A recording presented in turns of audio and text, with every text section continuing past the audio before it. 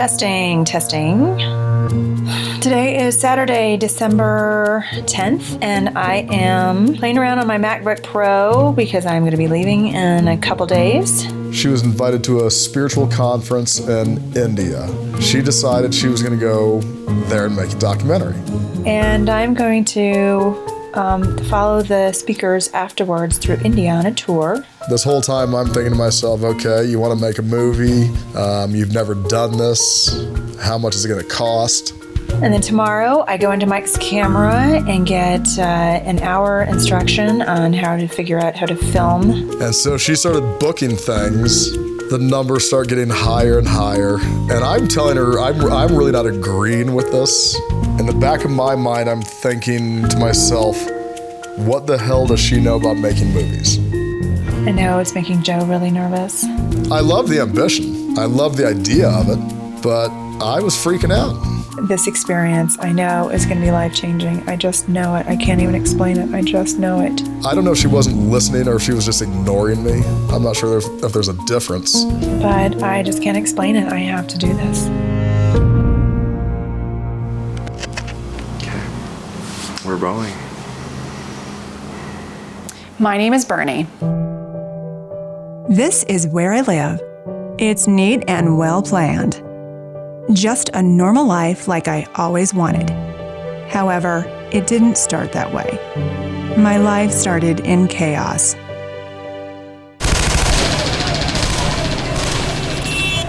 I was born in Saigon in 1971, and my parents met during the Vietnam War. And so I was born during some very traumatic times, with my mother experiencing loss in her side of the family and my father being in the foreign country that brought my parents together. We evacuated on April 25th, 1975. We arrived in Grand Island, Nebraska on April 29th. The fall of Saigon was on the news just one day later. The Vietnam War was over, but I was dealing with personal battles of a different kind. Kids were really mean.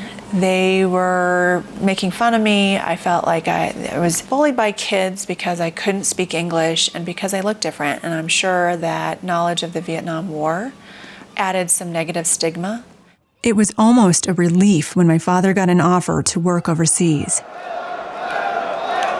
We relocated right to the middle of the anti-Shah revolution in Iran. News came that we would need to start packing up, and my mother and I, with my sister, left and came back to Grand Island. I was 7 years old. I lived in 3 countries, barely made it out of 2 of them, and didn't feel connected to any of them. I really never felt entirely certain what I was doing, other than just observing a lot of chaos around me and trying to figure out where do I belong. And I remember that very much at a young age. Dislocation and prejudice had me aching for acceptance and approval, forging a character I wore like a mask to hide the real me, the one I believed no one could love for her true self. I would find anything to achieve in. So whether it was to run for student council, whether it was to be the captain of the volleyball team, I wanted to have the labels or those check marks that people could see that, oh, Berni is somebody. Berni is somebody. Because even though I wasn't feeling like a somebody, maybe others could do that on my behalf, and I would really rely on that sense of external validation. By the time I was 23, I owned a home and was on the fast track to success in my career. I had my dream job just before I graduated college, and I felt on top of the world. I met Berni. We both worked for a bank. We were friends for a year, and then we dated for 2 years before I asked her to marry me. Even just after dating him for a couple weeks, I really had a good sense that he was somebody that could be the father of my children. Joe and I were married on June 20th, 1998. Got married in Cozumel, Mexico. It was awesome. About 65 friends and family came down for it. It could not have been a better wedding. Planning the wedding, I also realized that the wedding had to be perfect because there was this perfect couple that people perceived us to be, and I definitely wanted to uphold that image. When my boys came along, I was overjoyed, of course. But I didn't feel that being a mother was enough. As a new mom, I felt more comfortable in the boardroom than the nursery room. Navigating my career seemed more natural to me than motherhood.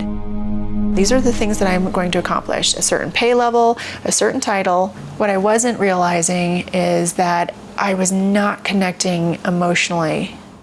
But I kept pushing, kept achieving, kept feeding my need for external validation, even from people I didn't necessarily like or respect, until the year my life came crashing down. 2008 was the financial collapse. The banking industry was very unstable.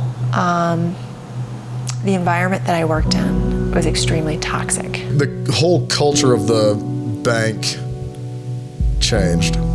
Things for her went to hell. I had my first miscarriage in August, and I was devastated. And I knew that my body was experiencing a lot of stress. The phrase "the good old boy network" was so alive and well there. All the other senior managers were guys, and just the sexual innuendos at work and the way the demeaning comments towards women, and The work environment was just getting even more toxic. her stress level was off the charts. It was taking a toll on her mentally and physically. She was miserable. So miserable, in fact, that within 6 months, I had 2 more miscarriages. The message for me out of that was, Berni, you are dying. Your soul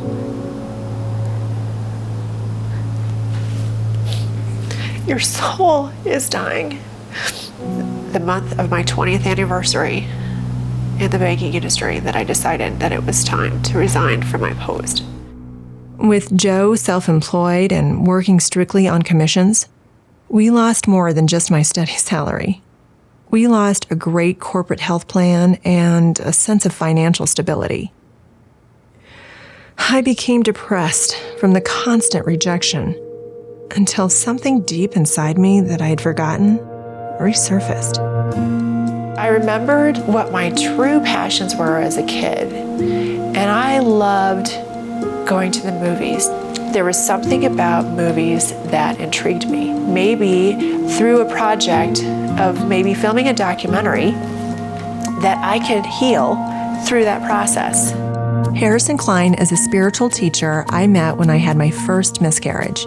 2 years later, he called me out of the blue to tell me about a trip he was organizing. The timing was impeccable. When Harrison called and said, "I'm going to India. Maybe if you're interested in filming about spirituality, the conference is about the science of spirituality," I thought, this is perfect. I am going to go and film a documentary that has all this amazing information that can be shared with others to help them through their transitions. She came to me and said, "I want to do this trip to India." And then she says, "I need to hire a film crew." I had 5 weeks to get my visa, find a film crew in India, to put a production calendar together. I needed to buy a camera. I was investing. I was basically putting everything on a credit card. All this time, I'm trying to be supportive. In the back of my mind, I'm thinking she's lost her mind. And this is a woman that's leaving halfway across the world. Is this going to be a total disaster? This absolutely is crazy and nuts. But I told Joe, I said, I can't explain it. I know this is going to be a life-changing experience. Jesus, what did you put in this thing? I'm gonna be gone for 20 days. Did that camera class help you with your camera? Yeah, for that 1 hour, yep. I'm on automatic here. On the drive to the airport, Joe doesn't say much. I'm so nervous about this project, but I don't want him to know it. So Joe, what do you really think about me leaving? I feel a little bit better knowing that I'll be working with an American producer who worked in India before. But Les Nordhauser won't be joining me until after the conference in Hyderabad is over. So when I first met Les over Skype, and I'm sharing with him that I am trying to film a documentary, and he's asking me whether or not I have any film experience, and that my background is in corporate, but I'm going to try to make a documentary, and that I'm this mother of 2 kids leaving basically short of suburbia, USA, and I'm going to go by myself and film this documentary. And I said, yeah. I realized that Berni was educated, was bright, was savvy, just not in this business. I thought, he's gonna think I'm absolutely nuts and never want to talk to me again. I get calls from people, or people come and talk to me about helping them with their first project, and I find no intrinsic value in the project, and I find that there are people that really have no idea what they want to do. Berni had a vision. She still needed somebody that knew production to help her through it. So I took a chance and I just asked Les, why don't you just go to India and work on this project with me? So once I sort of decided to jump onto this thing, even when I was in Bangkok and Berni was in Denver, I had this very protective side of me when it came to Berni. That was my job. I mean, that was the initial thing. She needs help, and I'm there to help protect and make sure she gets what she wants. Dear Joe, by the time you receive this letter, I will be in India. Even though we've been distant lately, I appreciate you letting me proceed with this quest. I feel sad not being home for Christmas, but you and the boys are in my heart. Love, Berni.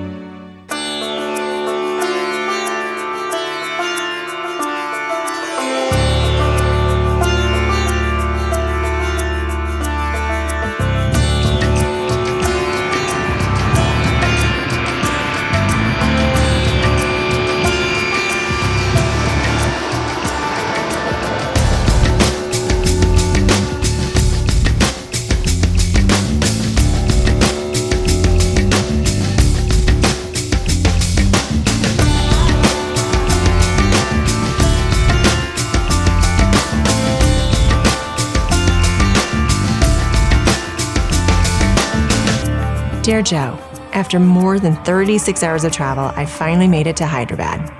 Even with all the prepping and planning, being here seems surreal. I connected with Harrison Klein and met some of the other spiritual teachers who will be speaking at the conference.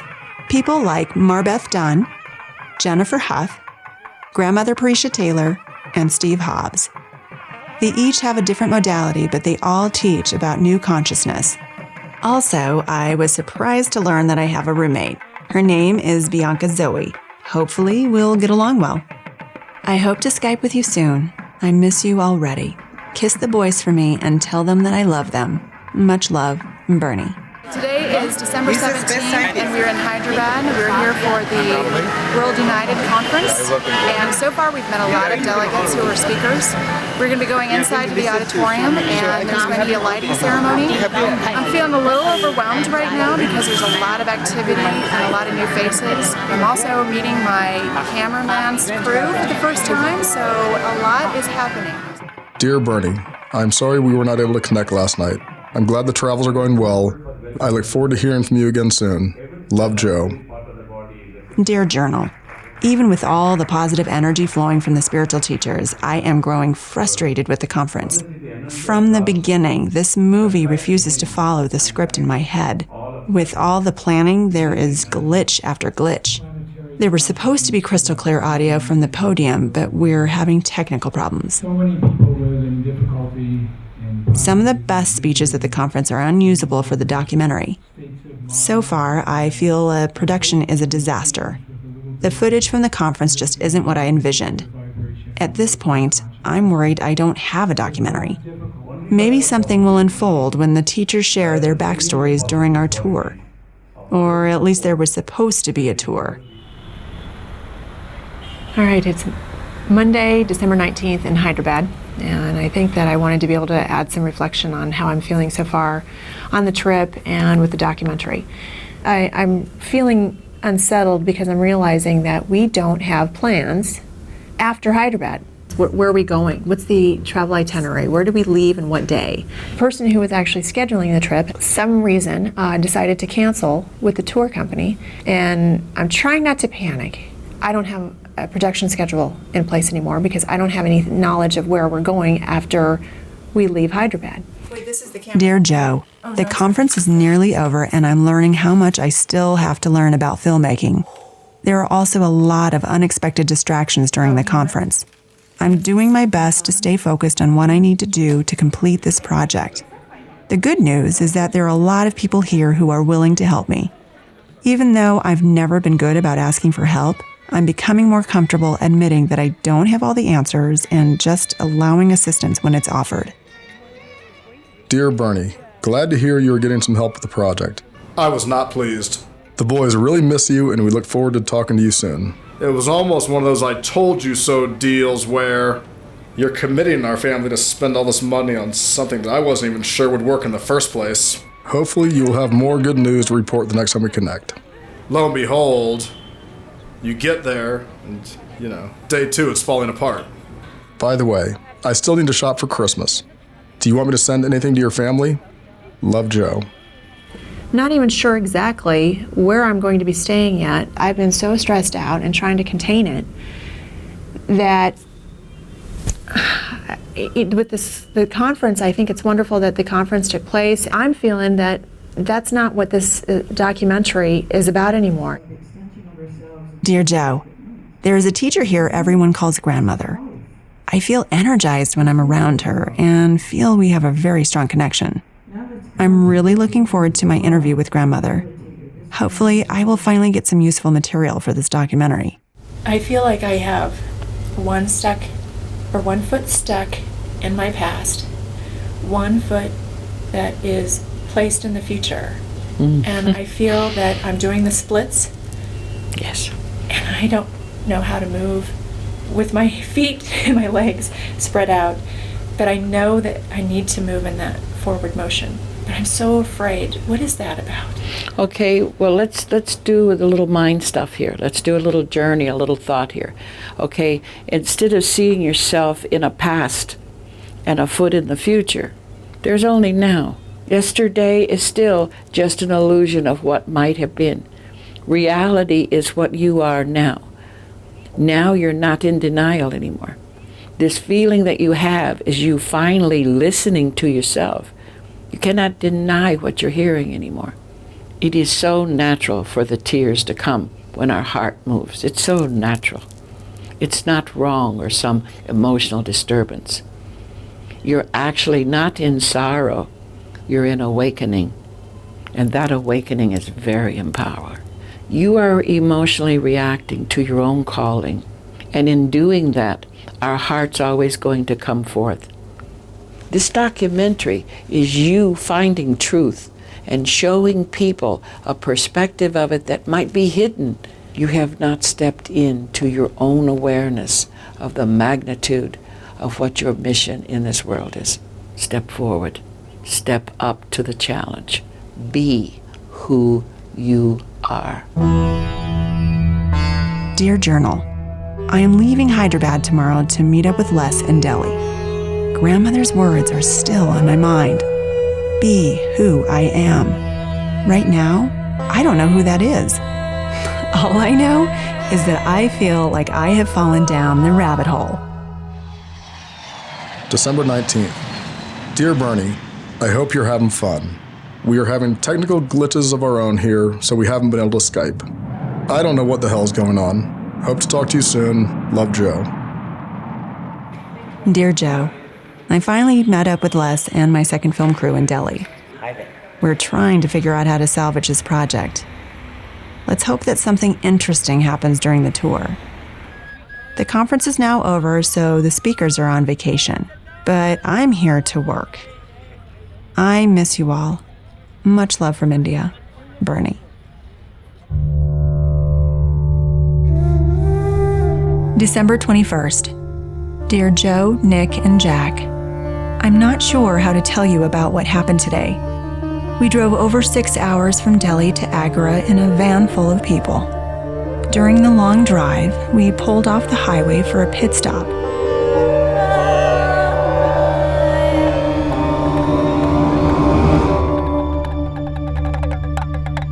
It was a tourist trap with performing monkeys and snake charmers. I thought it would be a good opportunity to get some video, so we started shooting.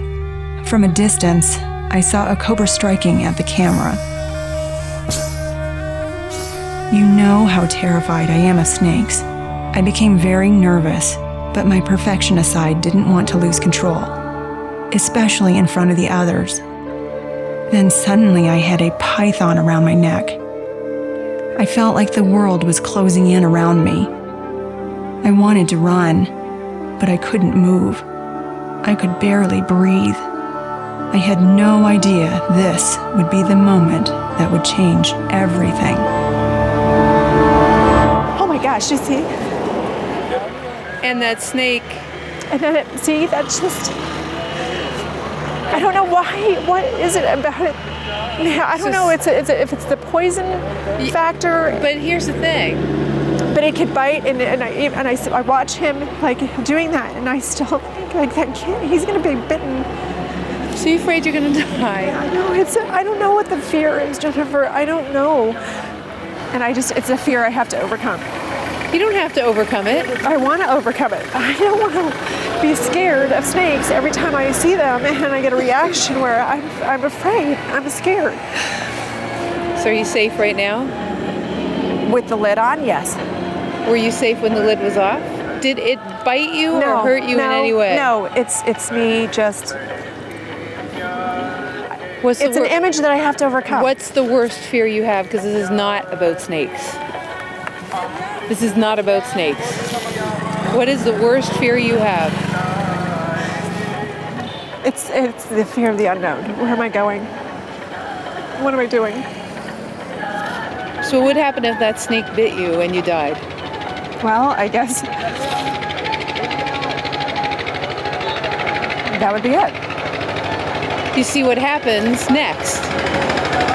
And that would be it. And would you like to see maybe what happens next? Yes, I want to see what happens next. Yes, I do. I want to see what happens next. And that's scary. Why? Because I want to be able to plan exactly what's happening next. Are you okay? I'm feeling better. Did you have a snake around your neck a second ago? Yes. You didn't know that was going to happen. Was that worth the experience? To overcome?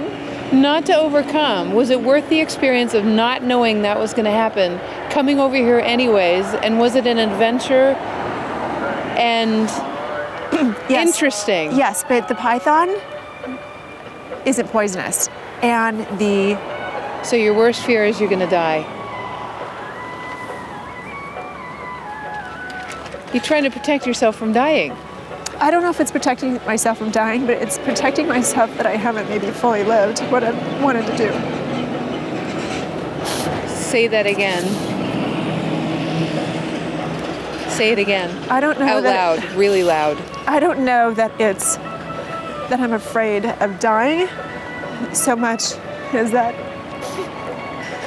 You're afraid of not living. Did I not fully live before that happened? Have you numbed yourself to life? Have you tried to control your life and numbed yourself to fully living because you're afraid to fully live?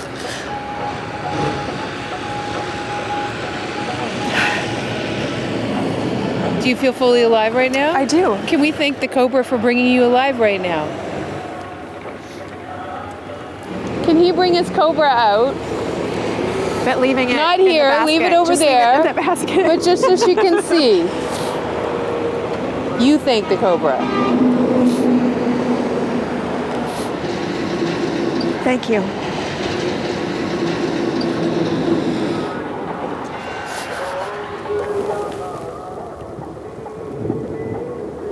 Thank you, Jennifer. I just heard it hissing.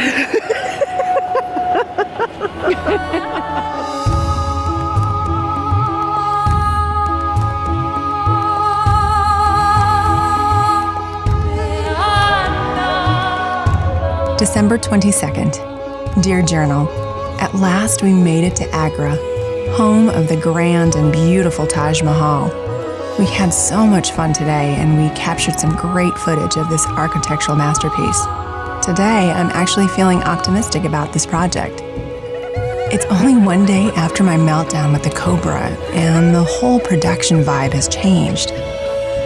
I'm not sure where my movie is going to end up, but for the first time, I'm okay with that. I am feeling more hopeful and just open to seeing what happens next. At sunset, we managed to get a boat on the Yamuna River on the backside of the Taj Mahal, which was incredible scenery, actually. I mean, you've got the Taj Mahal behind you, you've got the sun setting behind you. We started filming Berni, and that's when we realized the depth of what she was going through. There is not a more spectacular sight than watching the sun setting behind the Taj Mahal. And I'm looking not only at the reflection that's coming off of the marble, and I'm looking onto the river and seeing the reflections that come off of it. I mean, it's been a full day of reflection. And especially because I miss my family so much. And I wish they were here with me, and I really wish that my husband could share this with me.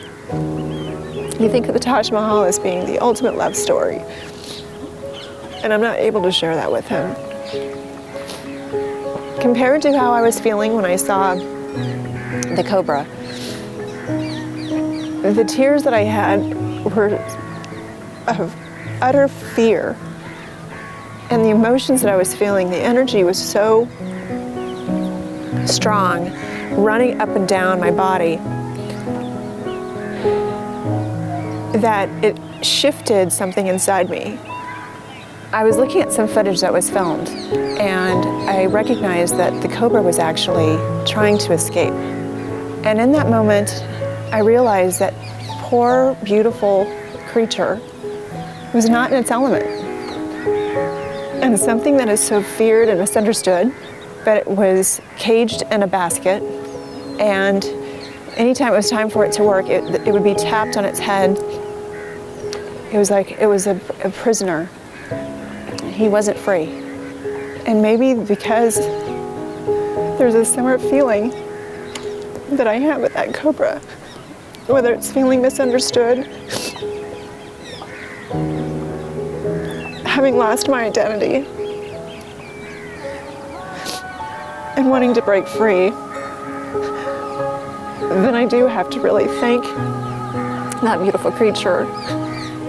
So just like the reflections off the water, I just feel like right now, everything that I see that is beautiful, peaceful, is just a mirror of what I'm seeing in myself right now. So today, as I finish the day at Taj Mahal, I do feel a lot more peaceful. And so these tears are not of the fear that I felt yesterday. The tears are definitely an outpouring of joy and just taking this incredible sight in and feeling so much love for my family, for my friends, and for myself. She pretty much on that boat poured her heart out to us. And I have to tell you, I mean, it touched me to the point where I was sitting next to the cameraman as we were shooting, and I had to keep kind of ducking my head behind because I was getting so sucked into this. The emotions that came out of her had to affect everybody else. I mean, we finished shooting and the cameraman looked at me like, Jesus. You know, it was heavy, and it was not what we expected. It was much more than we expected. And there was a vulnerability there that we hadn't anticipated.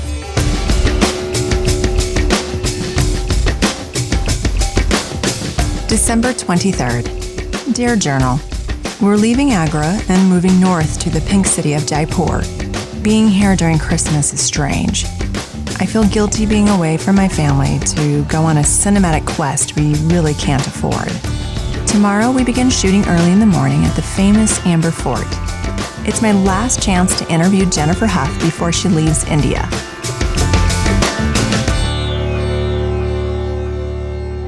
My name is Jennifer Huff, and I live in Stouffville, Ontario, Canada. My business is now in over 11 countries. I speak all over the world. It's December 24th, Christmas Eve. We're in Jaipur. We're riding an elephant. And we're going up to the fort.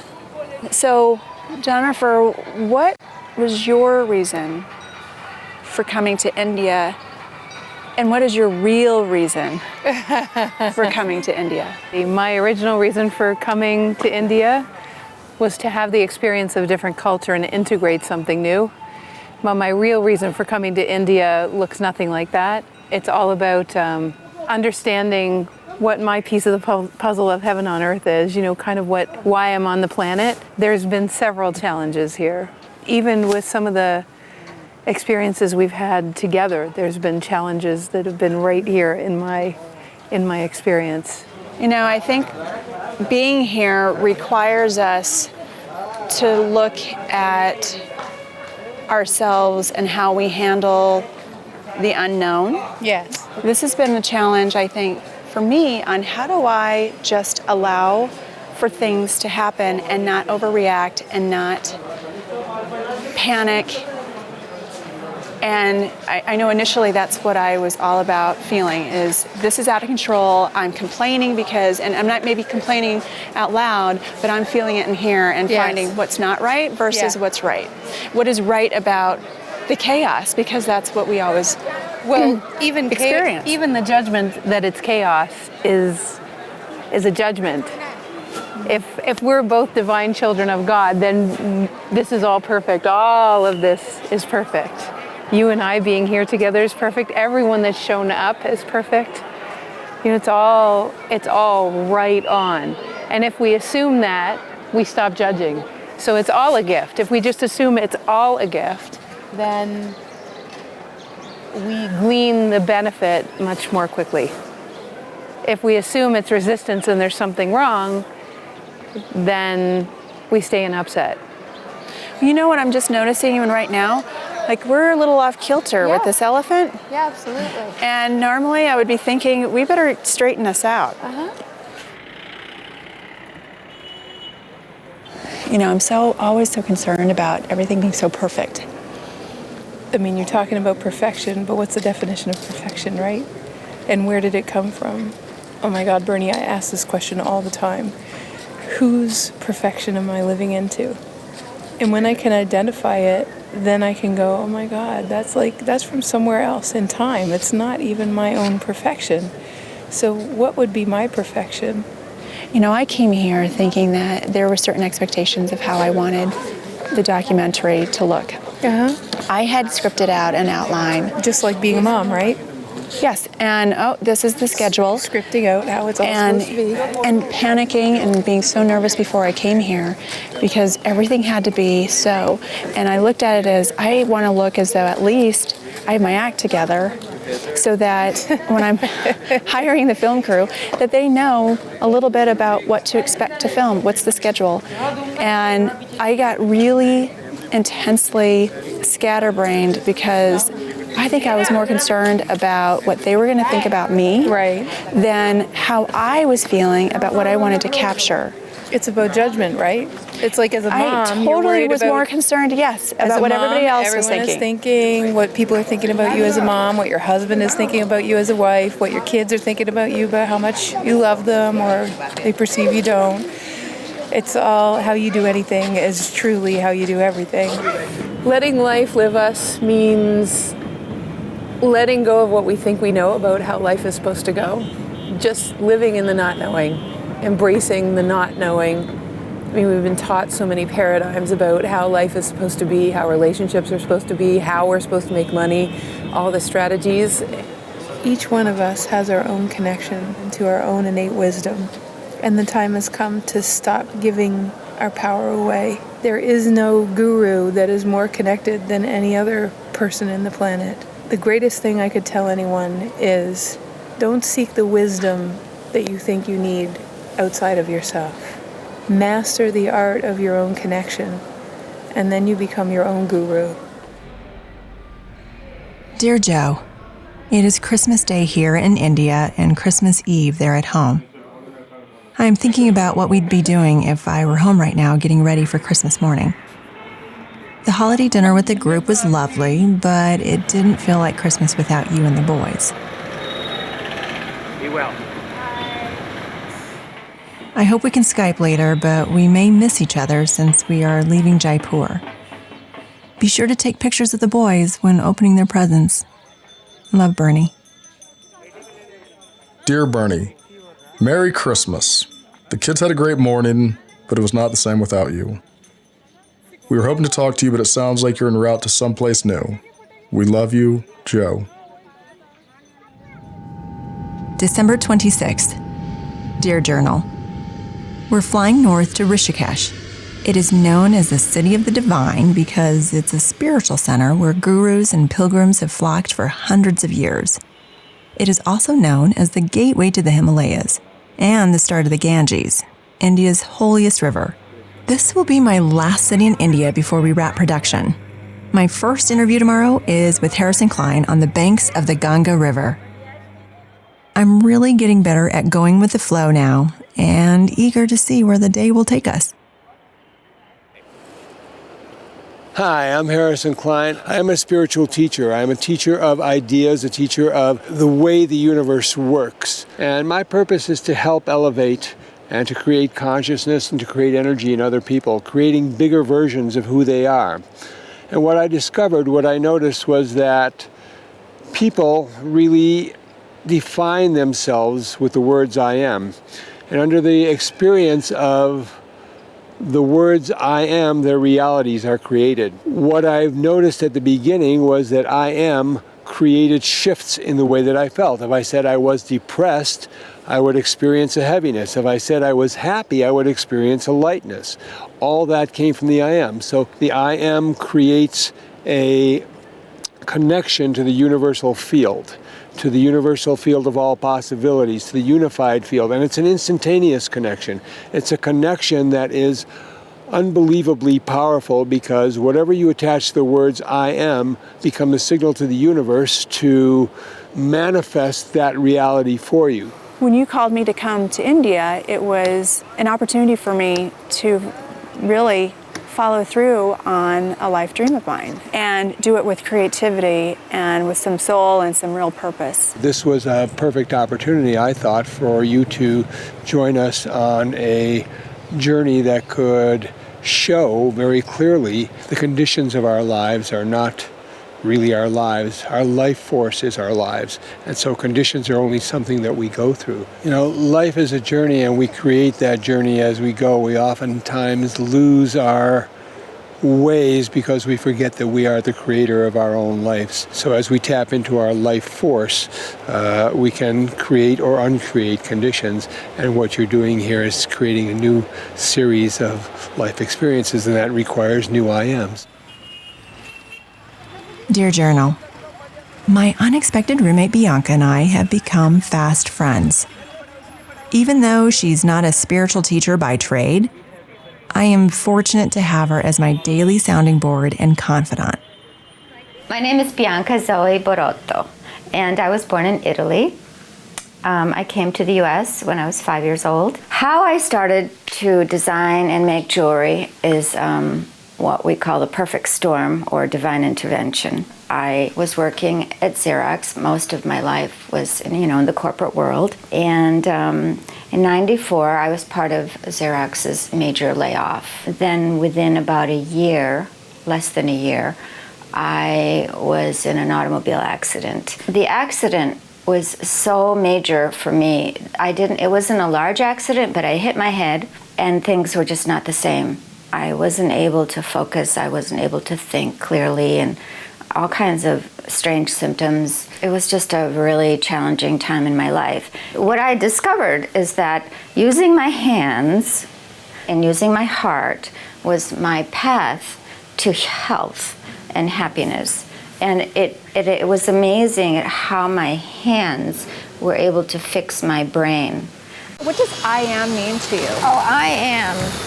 Well, it's very interesting because it's really grown and evolved. I feel like I've come home within myself to understanding what I am, because I am I am all of this. Every aspect of life is I am.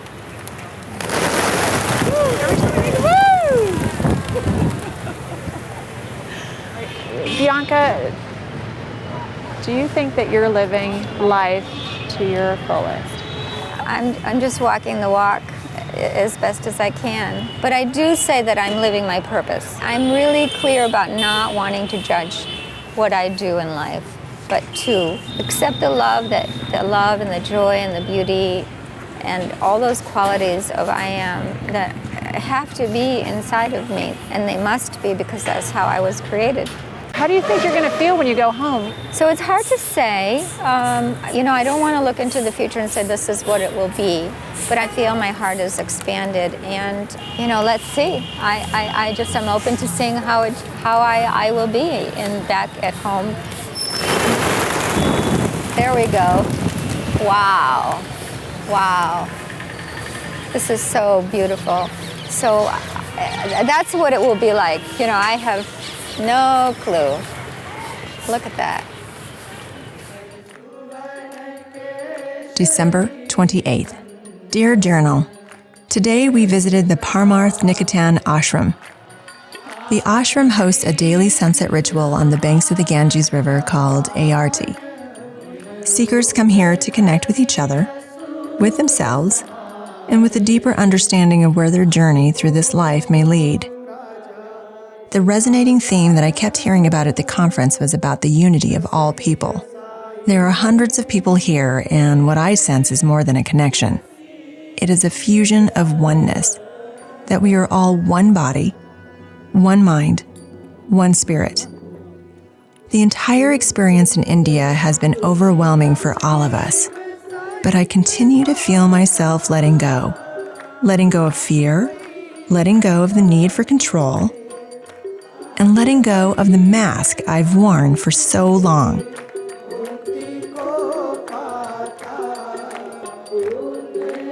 After the ceremony was over, we were invited to darshan, a nightly ritual where visitors bring questions for the gurus to answer. When Sarasvati shared her wisdom, I felt as though she was talking directly to me. I want to renew myself. I'm tired of who I am. How do I forgive and move forward? The vast majority, overwhelming majority of what's holding us back today is something that happened to us 10 years or 20 years or 30 years or even more than that ago. It's very rarely something that happened to us yesterday or last week. And yet, the cells of our body, every single cell of the body, renews itself in a period of a few years. So the question then becomes, I am how I am because I was abused, abandoned, cheated, betrayed, lied to, whatever. We've all got our own story. And yet, those people don't exist anymore. The me who was abused, abandoned, cheated, betrayed, lied to is no longer here. There's not one cell of my body today that was a victim of any of that. Not one. So where is that person? Who is it that's a victim? It's not me. Moment to moment, minute to minute, month to month, year to year, the body is renewing itself. We don't have to do anything. We don't need a special retreat or a special month or a special package deal to be renewed. The body does it. Mother Nature does it. It's us who hold on to it. It's us who hold on to the patterns of energy in our brain that say, I am like this, I am like that. This happened, that happened. Our anger, our pains, our grudges, our expectations. If we can let go of that, then we're new. Hi, I'm Marbeth Dunn. I work with loss, and I use loss as a catalyst for major transformation in people's lives, because everything that we experience is an opportunity for growth, no matter how devastating the loss appears to be. We can use that as a vehicle for transformation. When I went through my identity crisis after leaving a banking career of 20 years, I really lost myself. Sure. And I thought that I would really find the answers quickly, because that, in my old way of being, I joke about being a recovering perfectionist, and that I'd always have the answers, and I always knew that whatever path I would take, it would be the right one, and I had lost the confidence. I'd lost myself. When we get caught up in our emotions, when we think that I'm losing this and I've lost this, we get caught up in a small identity, and we get caught up in losing that identity or losing something in our lives, whether it's our personal power, our identity, our health, but we really are these magnificent spiritual beings that are so much bigger than these bodies. And that's really what we need to understand about ourselves, and we forget that. So everything that happens, every experience of loss is an opportunity to grow into your bigger, most magnificent self. And things can totally shift. And it's just miraculous the way they shift. Oh, I have definitely felt a shift from the moment I arrived to today. And even before I arrived here, there was a lot of anticipation about coming. But I look back and I think, oh my gosh, the experience that I've been having, what was I waiting for? What was I waiting for? Why did I take so long to make this decision? You know what? It was the perfect time. When you came was absolutely the perfect time. You were ready to take the leap. You were ready, and it took a lot of courage to do this. And being pulled out of our regular lives and put into a different environment gives us an opportunity to really look at our lives from a completely different place. A lot of what I was doing throughout my life is really relying on the external, other things that would define me, that really didn't fill a void. And really the void was that I was trying to please everybody else. And so the bottom line, I think, for me, what I've learned is that to go inward. That if I can't love myself,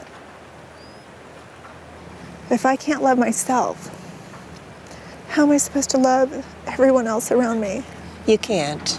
You have to love yourself first. And that's really the key. And for so many of us, we don't feel that we're worthy of love. We don't feel I deserve love. We have to know that we are totally lovable, just as we are. We don't have to be perfect in any role in order to be deserving of love. Just by being, we deserve love. We are worthy of it. We are absolutely perfectly lovable. That's who we are. I think that everyone goes through transitions in their life, and they handle it different ways. Sometimes it's because someone close to them has been lost. Sometimes it's because of a loss of a job or a career.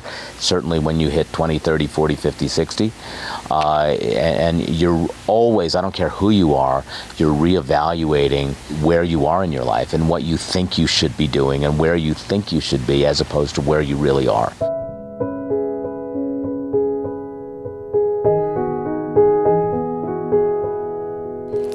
I feel really fortunate that I have so many friends around me who have incredible gifts and have just shown incredible love. And sitting next to this fire, I feel a fire in my belly. I feel more alive. I feel like these last few weeks was a lifetime worth of lessons. When I go back home, I'll have to really understand what happened here and probably be a little bit slower in how I share with my family and my friends, because they're not going to really understand the journey that I just went on. Right now, I feel really good, and I feel so much at peace. And so this fire is definitely lit inside me right now. Dear Journal, it's the final day of production. The film crew and I leave Rishikesh this afternoon. My final interview is with Steve Hobbs. He's a university professor from Canada and a master with words. Steve was one of the first people I connected with in Hyderabad. On a long bus ride from the hotel to the conference, Steve and I had a very intellectual conversation about the documentary. It seems only fitting that he's the last person I interview on this trip. I wanted to go back to our conversation on the bus because it's something that really helped me remember what my purpose was. Okay. For this documentary, but also in how to share what this trip means to me. If you remember, is that I was sharing around the notion of people's lived experience. So what I really picked up on is that because you were doing the documentary, you were going to be capturing the lived experience of the participants. And then as we were discussing a little bit more, I came to realize no, hang on a minute, there's a little bit more to this story. There's a story in the story. But I know, being it's Berni's journey, and we've talked about this as we've gone along, the study or the reflection of your lived experience is so important. Because really this is about you. So when we talked about how my experience is kind of, it's like I went down the rabbit hole. Yes. And I feel like Alice. Okay, Alice in Wonderland. Yeah. What about Alice in Wonderland? And then it would be Berni in Wonderland, because of the wandering, and you're doing the wondering, would be able to play another story out. I've been through this Wonderland in India. There were times where I felt small, and there are other times where I felt like I was really expanding and growing in my power. It's my last day in India, and I'm trying to think about how this is all going to integrate when I get home. Mm-hmm. How did you enter into this trip? How are you leaving this trip? Well, you said that when we were on that bus ride, driving into Hyderabad, you said that the person I was going to be today on that bus ride to the person that I was going to be at the end of the trip was going to be a totally different person. Is that true? I think that the essence of me is the same.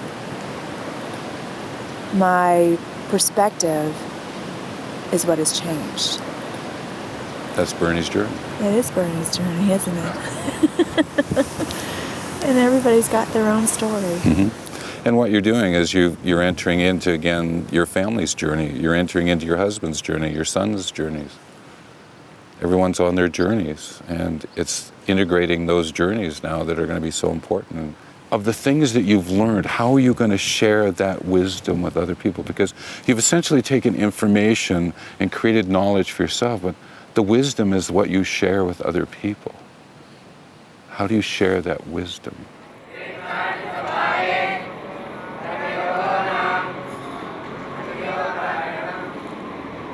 I'm in Rishikesh, and I'm standing next to the Ganga River. I'm at a school with students who are reciting from the Holy Book of Hindu. And it's so perfect because that's how I really associate my travels to India as an education. I have been in a classroom with no walls. At the beginning of my trip, I felt very alone. And it wasn't until my roommate, Bianca, told me that the way to connect is to allow others into my experience. The documentary really took on a life of its own. I feel my journey is only continuing, and there's so many other conversations to be had about what happens after this documentary. It's really just a beginning.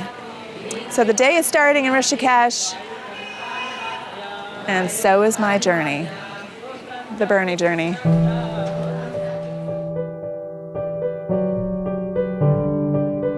I think one of the things that really worked for Berni is she was surrounded by people that got it. And she was surrounded by people that would not only just listen, which is important, but would also be able to give her feedback that added value. And, you know, you saw Berni, I think, hit bottom during this process and then start to heal as she went through it and started learning from everybody as she was going through. I found that as I was listening to all of this, I was going through my own journey of sorts, and I'm sure everybody else was too, because you can't be around this 24/7 and not be a little introspective yourself and start going through and bringing out what's bothering you in your life. There's a lot of soul searching that went on in that 2 weeks. December 30th. Dear Joe, as I leave India, I can't help but reflect on everything that has happened. My original vision for the documentary was to tell other people's stories that might help people like me who were struggling with difficult transitions. I never expected that I would end up sharing my own story. I have a lot to think about while I'm on the airplane. I can't wait to see you and the boys and to bring in the new year together. All my love, Berni.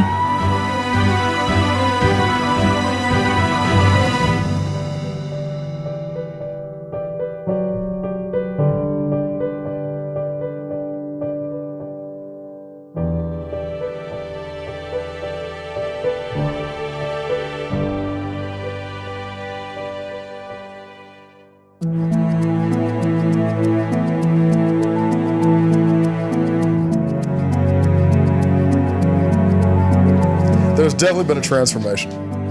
Now, at the end of the documentary, I think she's very different than when she started, certainly. She's calmer, she's more insightful, more understanding. Is the journey over? Certainly not. There's a path to it, and I think she's discovered that. You've got to go try something to be successful, to accomplish it. It's the beginning of this journey, and I think she's discovered her own strength. What's the good in sitting around talking about doing something and not doing it? I'm really proud of her. At the beginning of this journey, I took a leap of faith to follow a dream that I once thought was impossible. It took a journey across India and deep within myself to learn that what I couldn't control was not something to fear, but something to embrace. In order to live fully meant having the courage to be my true self and to trust my intuition. What I discovered is that not only am I the director of this movie, but that I am the director of my life. And to remember that I am not a victim of my past, but the creator of my future. If I don't like my story, I can rewrite the script. And with a little faith, anything is possible. I have never been so excited to continue my journey that is still unfolding, and so eager to see what happens next. I wandered into India to film a documentary, hoping to find myself in the process. I came home living my documentary and realized I was never lost. My name is Berni, and this is my journey.